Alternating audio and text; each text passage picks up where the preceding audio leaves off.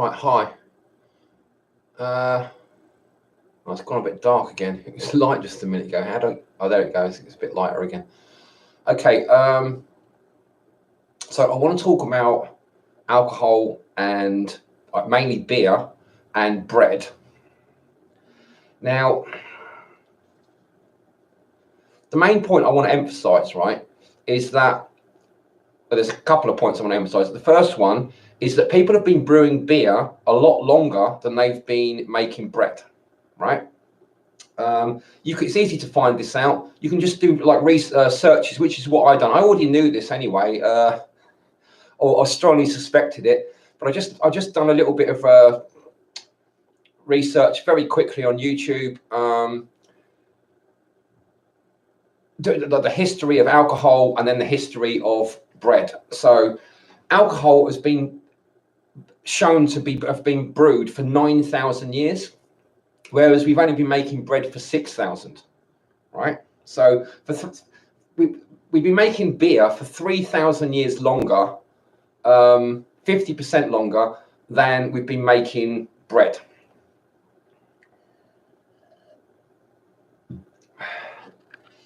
One of the reasons that people drunk beer, and everywhere around the world, everyone drinks beer, right? is because it's a really good form of liquid. It's a good form of hydration. When you make beer, it kills all the bacteria. So it's like a clean form of liquid and water. Plus, there are loads of other extra benefits in terms of minerals and vitamins and stuff. They could have added all kinds of herbs and berries and stuff to increase the benefits of it, and improve the taste and stuff. You could store it for a long time in barrels and stuff, and it would keep for a really long time. So you could go on sea voyages and take your beer with you in barrels, and then you've got something good to drink. Not just liquid, not just water, which can go a bit bad and it can develop bacteria, but something that's going to stay clean and pure, and you can drink it for a long time and get more benefit than you would get from just water, because it's got a lot of calories in it. Some of the other things I found out, people that drink beer, tribes that drank beer, tended to live longer, not that much longer, maybe about a year longer on average than people that didn't drink beer. But that extra year of life made quite a lot of difference in the long run. It just gives you that little bit more of an advantage, so that you're going to do better, and then you're going to increase your population more, and just over a long period of time, you just do better than all the people that don't drink beer. So that's why. Some other things, right?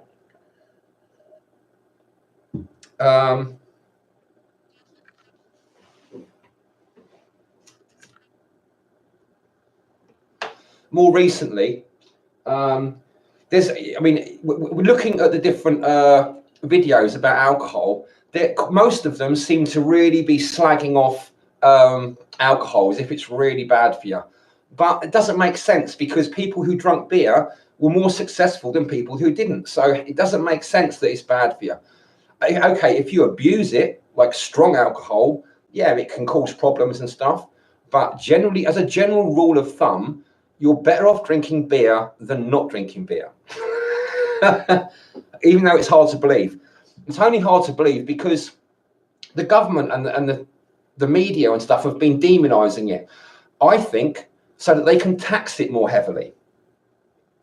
Like in a lot of countries now, you're mainly paying tax. When you buy beer, the majority of the price of it is tax.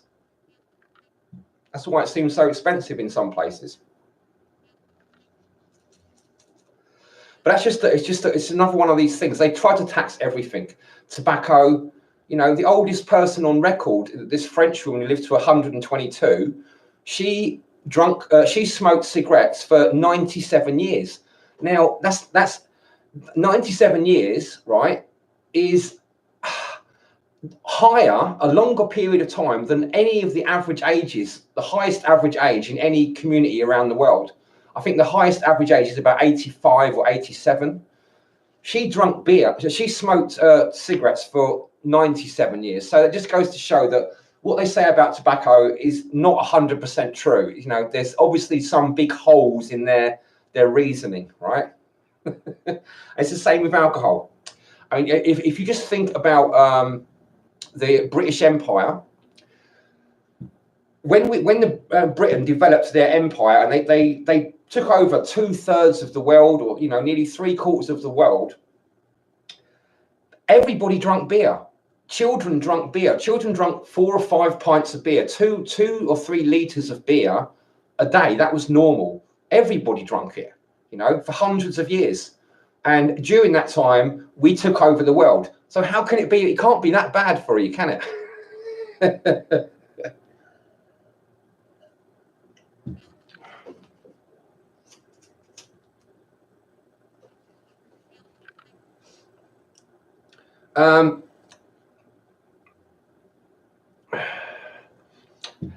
We did have, I've mentioned this before in some of my other videos, in Europe, there was these things called ale houses. And they used all different herbs when they brewed their beers for medicinal reasons. And ale houses were like the modern equivalent of hospitals. Instead of going to a hospital like you do now, because hospitals come from the army, the military. And that's why doctors work out of a surgery. They were originally surgeons, and they came from battlefields. That's where our modern medicine comes from. But before that, if you go back 400 years, we had ale houses, and that wasn't from battlefields. That was more from brewing beer and adding different herbs to it to effect medicinal preparations that would heal people, affect healing for all different manners of illnesses. They were very advanced, and the Pope got rid of it. The church got rid of it, and then it was replaced with allopathic medicines, which were not anywhere near as effective. And some other things that's really interesting.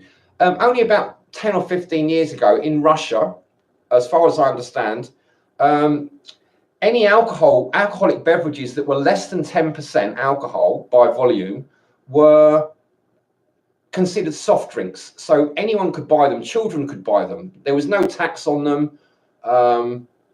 Anyone could buy beer, as long as it was less than 10%. It'd be very cheap. It was just considered like a normal, healthy drink. It's only very recently, I think, in the last couple of 100 years, when people started drinking tea and coffee, and especially tea,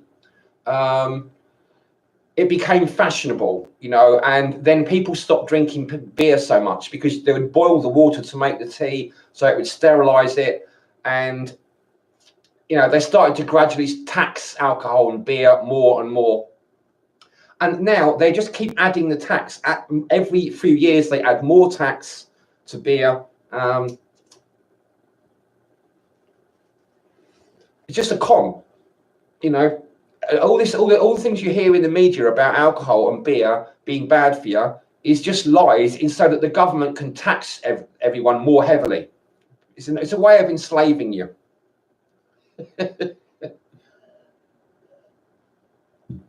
It's basically good for you, whereas bread is not as good for you. We know people have got a lot of problems with gluten, and I'm not going to go on about bread, but the point I wanted to make was that people have been drinking beer for far longer than they've been eating bread.